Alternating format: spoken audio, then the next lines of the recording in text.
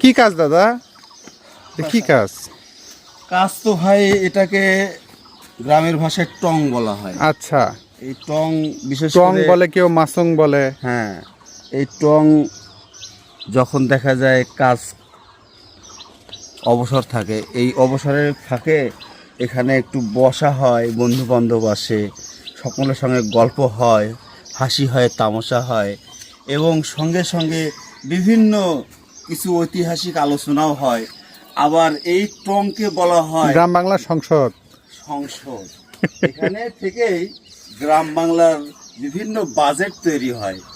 কার বইয়ের কি সমস্যা, কে সকালে উঠলো, কে সকালে ওঠে না, কার বউ হচ্ছে দেখতে সুন্দর, কার কি সমস্যা, অমুকের চ্যাংড়াটা বেঁকে গেছে, অমুকের চ্যাংড়াটার সমস্যা, অমুকের বউ ছেড়ে দিছে, অমুকের বউ চলে গেছে, ওই চিংড়ি ফাইল করে নিয়ে যাচ্ছে।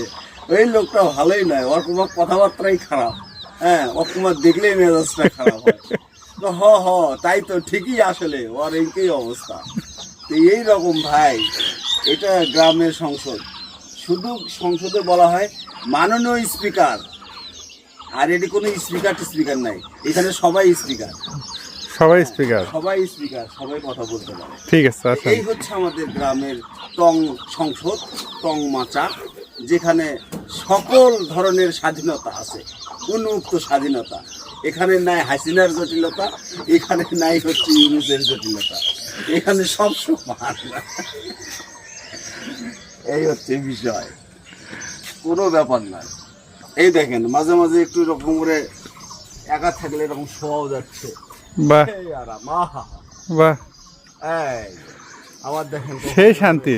আবার যারা মনে করেন যে খোর আছে, মাঝে মাঝে ধরে সুখ টান দেওয়া যাচ্ছে। আহা, কি মজা!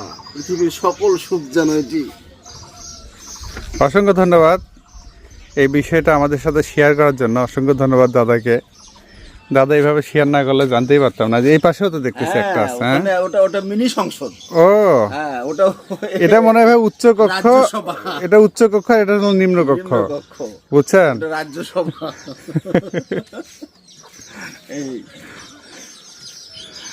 এইরকম আমাদের গ্রাম বাংলায় অসংখ্য টং পাওয়া যাবে, মোড়ে মোড়ে টং পাওয়া যাবে, বাড়ির উঠানেও টং পাওয়া যাবে।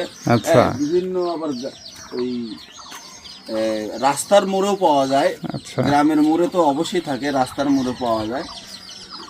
আবার দেখা যায় যে অনেক লিচু বাগান আছে, অনেক হচ্ছে আমের বাগান আছে, ওগুলোতে টং ফেলানো হয় দুটা উদ্দেশ্যে, যে এখানে থেকে ওই বাগান পাহারা দেওয়া হয়, আর ওই যে গ্রামের সংসদটা আছেই।